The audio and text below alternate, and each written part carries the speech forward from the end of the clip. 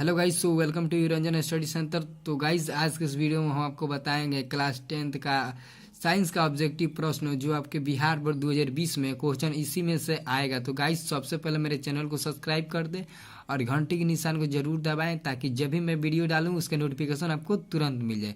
तो गाइज आइए देखते हैं कि कौन कौन सा क्वेश्चन है जो कि बिहार बोर्ड में ये आ सकता है।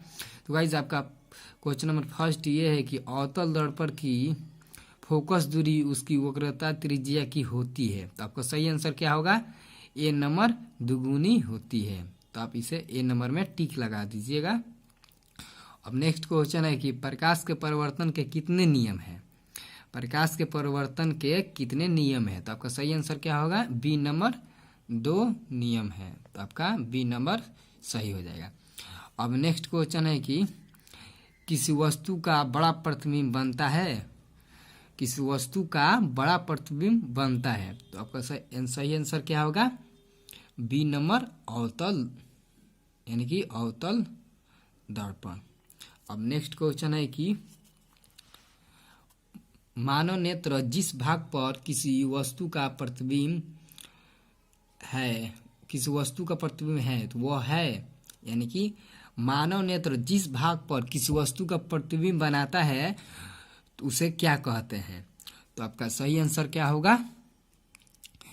दृक्पटल, डी नंबर। आपका सही आंसर हो जाएगा डी नंबर, दृष्टिपटल। अब नेक्स्ट क्वेश्चन है कि चंद्रमा पर खड़े अंतरिक्ष यात्री को आकाश प्रतीत होता है, यानी कि चंद्रमा पर खड़े व्यक्ति को आकाश कैसा दिखाई देता है? तो आपका सही आंसर क्या होगा? डी नंबर, काला। अब नेक्स्ट क्वेश्चन है कि एक स्वस्थ आंख के लिए दूरी बिंदु होता है। एक स्वस्थ आंख के लिए दूरी बिंदु होता है। तो आपका सही आंसर क्या हो जाएगा? ए नंबर 25 सेंटीमीटर, यानी कि 25 सेमी। अब नेक्स्ट क्वेश्चन है कि 1 किलोवाट घंटा निम्नलिखित में किसके बराबर होता है?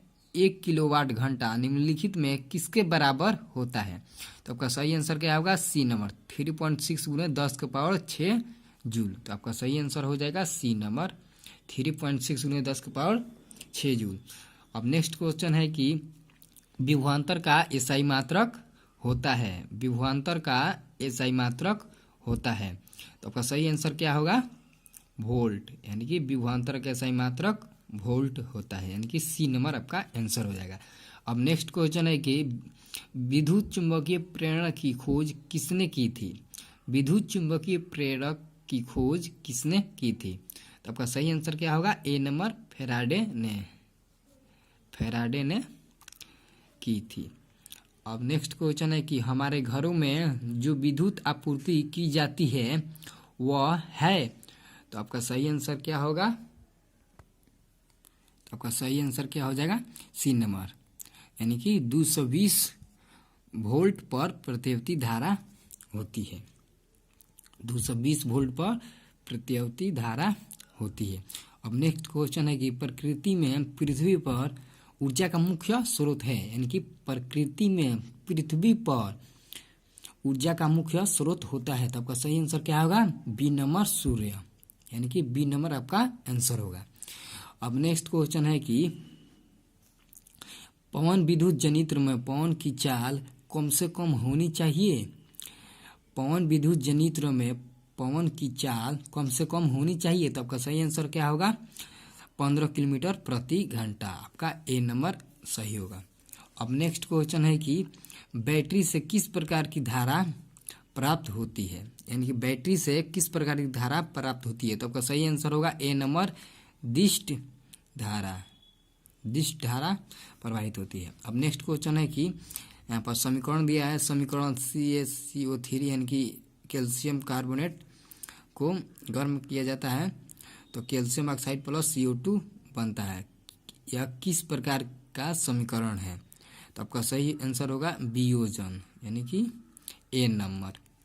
अब नेक्स्ट क्वेश्चन यहाँ पर पूछा है कि संगमरमर का अणुसूत्र क्या होगा? ये बहुत ही इम्पोर्टेंट है। संगमरमर का अणुसूत्र क्या होगा, यानी कि रासायनिक सूत्र क्या होगा? तो आपका सही आंसर क्या होगा? ए नंबर, CaCO3। अब नेक्स्ट क्वेश्चन है कि निम्नांकित में कौन लवण है? निम्नांकित में कौन लवण है? तो आपका सही आंसर क्या होगा? K2SO4, यानी कि सी नंबर आपका सही आंसर होगा। अब नेक्स्ट क्वेश्चन है कि उदासीन विलयन का पीएच मान होता है। उदासीन विलयन का पीएच मान होता है, तो आपका सही आंसर क्या होगा? बी नंबर, यानी कि 7। उदासीन विलयन का पीएच मान 7 होता है, तो आपका सही आंसर बी नंबर हो जाएगा।